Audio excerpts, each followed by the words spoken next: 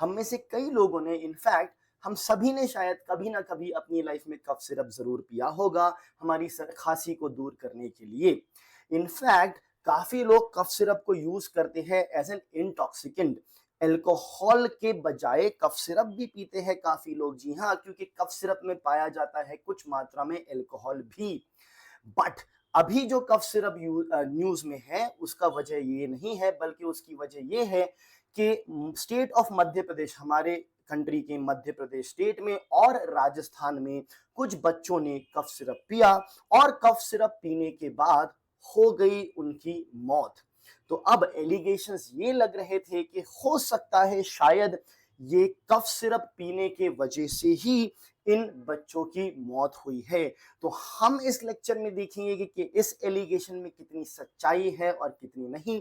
But ये incident होने के बाद हमारी सरकार ने, हमारी हेल्थ मिनिस्ट्री ने कुछ नोटिफिकेशन और एडवाइजरी जारी किए हैं, जिसमें कफ सिरप को किस तरीके से यूज करना, कौन इसे यूज कर सकता है, नहीं कर सकता है, ये सारी चीजें हेल्थ मिनिस्ट्री ने हमें बताई है, जिसे हमें फॉलो करने की जरूरत है। तो हम देखेंगे वो सारे नोटिफिकेशंस और एडवाइजरी क्या है डिटेल में, और क्यों ऐसा कहा गया है, और अल्टीमेटली क्या कफ सिरप थे इन बच्चों की मौत का कारण।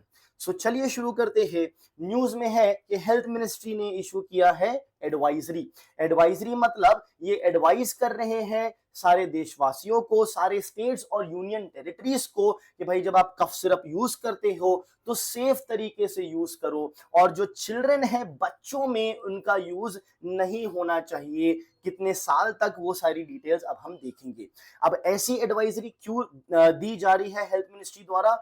इसलिए क्योंकि कुछ रिपोर्ट्स आ रही है from the state of Madhya Pradesh और राजस्थान से, ये रिपोर्ट्स आई हैं कि सिरप के कंजम्पशन के बाद कुछ बच्चों की हो गई है मौत। तो इस मौत को लिंक किया जा रहा है कफ सिरप से। तो इसमें कितनी सच्चाई है, कितनी नहीं, वो हम जानेंगे इस लेक्चर में।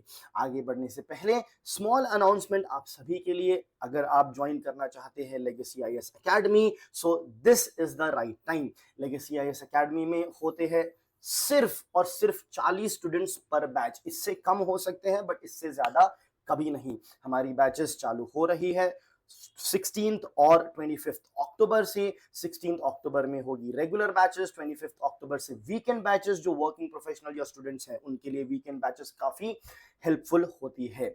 आप जब हमें ज्वाइन करेंगे, बहुत सारे एडवांटेजेस आपको मिलेंगे। कुछ एडवांटेजेस लिखे हुए हैं आपकी स्क्रीन पे, जैसे कि कॉम्प्रिहेंसिव कवरेज पूरे जीएस पेपर का फॉर प्रीलिम्स, मेंस। हम आपको इंटरव्यू के लिए, पर्सनालिटी टेस्ट के लिए भी ट्रेन करेंगे।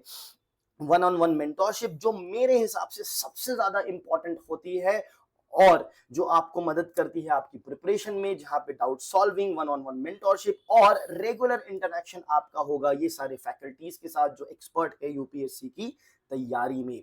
आपको दी जाएगी daily mains answer writing practice, और ऑफ कोर्स प्रीलिम्स की टेस्ट सीरीज और मेंस की भी आपको प्रोवाइड की जाएगी। करंट अफेयर्स के लिए हम 360 डिग्री अप्रोच यूज करते हैं, जिसमें पूरे हफ्ते भर का करंट अफेयर्स आपको लाइव क्लासेस द्वारा पढ़ाया जाता है विद द एक्सपर्ट फैकल्टीज। सो अगर आप ज्वाइन करना चाहते हैं लेगेसी आईएएस एकेडमी को, तो आप इसे स्कैन करके ऐप डाउनलोड करके ज्वाइन कर सकते हैं, या हमारी वेबसाइट पे लॉग इन करके भी हमें ज्वाइन कर सकते हैं, या फिर सिंपली कॉल करिए इन नंबर्स पे।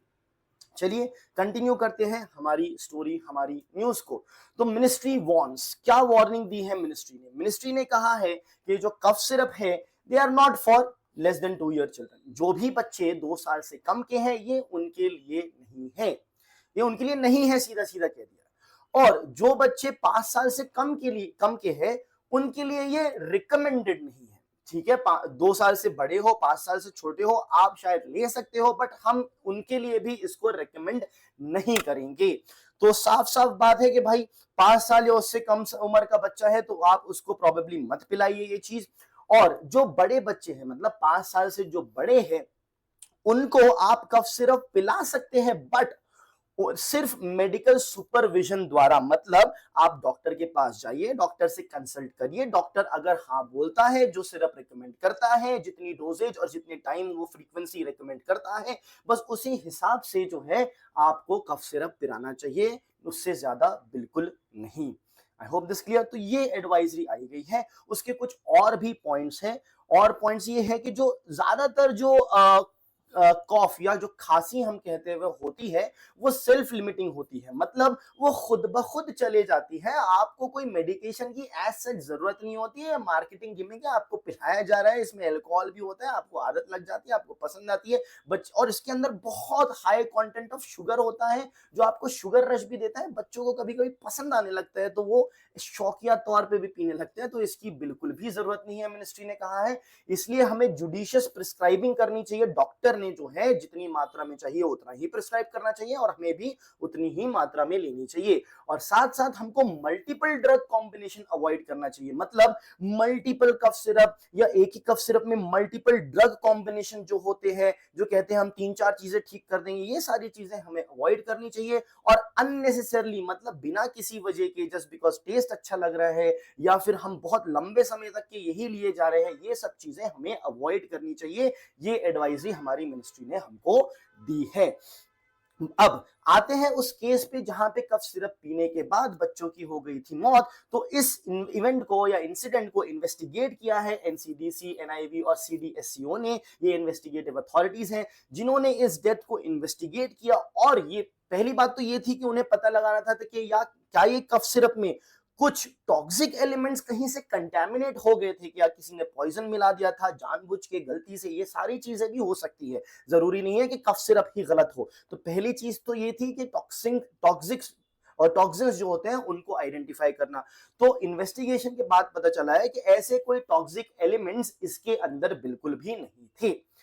अब चूंकि इसके अंदर टॉक्सिक एलिमेंट्स नहीं थे, इसलिए ये मुद्दा हो जाता है और सीरियस, बिकॉज टॉक्सिक एलिमेंट्स नहीं थे, मतलब सिरप के अंदर जो यूजुअल चीजें थी उसी से प्रोबेबली हुई है मौत। इसीलिए ये एडवाइजरी मिनिस्ट्री ने जारी की है। I hope this is clear. अब इसका ग्लोबल कॉन्टेक्स्ट क्या है? अब ये ऐसा नहीं है कि सिर्फ इंडिया में ही ये मौत हुई है कफ सिरप पीने के बाद, एब्सोल्युटली नॉट। ये आपको इस टाइप की मौत कफ सिरप के पीने के बाद बच्चों में देखी गई है, दूसरे देशों में भी। एग्जांपल यहाँ पे दिया गया है गाम्बिया का इन 2022 और उज्बेकिस्तान, जिसमें मौत को लिंक किया गया है कफ सिरप से। ठीक है, so it is not the first, ये पहली बार नहीं है। अब इस वजह से इंडिया का जो फार्मास्यूटिकल एक्सपोर्ट है ये बड़ा कंसर्न फेस करने वाला है, बिकॉज हम जो फार्मास्यूटिकल प्रोडक्ट्स एक्सपोर्ट करते हैं, दूसरी कंट्रीज थोड़ी सी एप्रीहेंसिव, डर जाएगी हमारे से प्रोडक्ट खरीदने में। और ना सिर्फ ये, बल्कि दूसरी कंट्रीज को तो बहाना भी मिल जाएगा कि नहीं, हम इंडिया के प्रोडक्ट्स नहीं लेंगे, देखो वहां पे मौत हुई है। तो ये एक बड़ा ही आसान बहाना मिल जाएगा दूसरे देशों को हमारे से एक्सपोर्ट्स कम लेने का भी। बट जो गवर्नमेंट में एडवाइजरी लेकर आई है, ये बड़ी ही अच्छी एडवाइजरी है, जो कि दिखाती है कि हम प्रिवेंटिव केयर की तरफ मूव हो रहे हैं रादर देन क्यूरेटिव। प्रिवेंटिव मतलब होने से पहले ही इस चीज को रोक लिया जाए, रादर देन होने के बाद उसको ठीक किया जाना। इसका हेल्थ सिग्निफिकेंस बहुत बड़ा है। बहुत बड़ा इसलिए कि देखिए, जो बच्चे होते हैं ना, वो बहुत ज्यादा वल्नरेबल होते हैं साइड इफेक्ट्स से। क्यों? क्योंकि उनके जो kidney functions, liver functions, kidney जो सारी चीजें प्यूरिफाई, फिल्टर करके वेस्ट मटेरियल बाहर निकालती है, तो वो डेवलप नहीं होती है। तो बच्चे जो वेस्ट और टॉक्सिन्स है वो अपनी बॉडी से बाहर नहीं निकाल पाते हैं, इसलिए बच्चों पे इसका ज्यादा साइड इफेक्ट का असर होता है। ये एडवाइजरी लाने के बाद हम बच्चों में साइड इफेक्ट्स कम कर पाएंगे और सिरप के हार्मफुल इफेक्ट्स को कम कर पाएंगे, और बच्चों की इम्यूनिटी भी बढ़ेगी।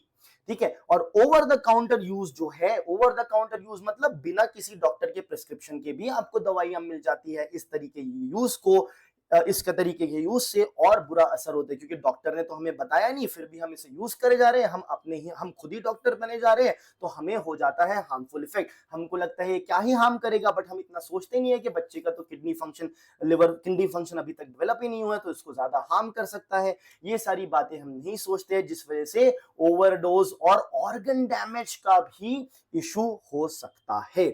इसलिए जो एडवाइजरी है ये बहुत सही समय पे भारत सरकार द्वारा दी गई है, और हमें इसे फॉलो करना चाहिए टू एंश्योर कि हमारे बच्चों की और देश की सेहत प्रॉपर तरीके से बनी रहे।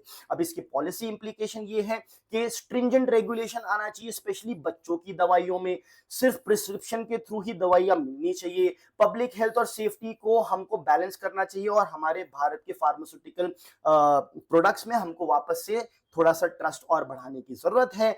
इस वजह से एंटी माइक्रोबियल रेजिस्टेंस भी हम कम कर पाएंगे। एंटी माइक्रोबियल रेजिस्टेंस मतलब रेजिस्टेंस जो हमारी बॉडी पैदा कर देती है एंटी माइक्रोबियल ड्रग्स के थ्रू, फिर हमारे बॉडी में कोई भी ड्रग काम नहीं करेगी, ऐसा भी हो सकता है फ्यूचर में। ये एडवाइजरी उसे भी रोकती है। So I hope that is clear कि एडवाइजरी एक बड़े सही समय पे दी गई है। तो हमें इंश्योर करना है कि बच्चे ये सारी चीजें ना कंज्यूम करें और उनकी सेल्फ इम्यूनिटी ही उनका ध्यान रखे, at least when it comes to cough यानी कि खांसी। Thank you.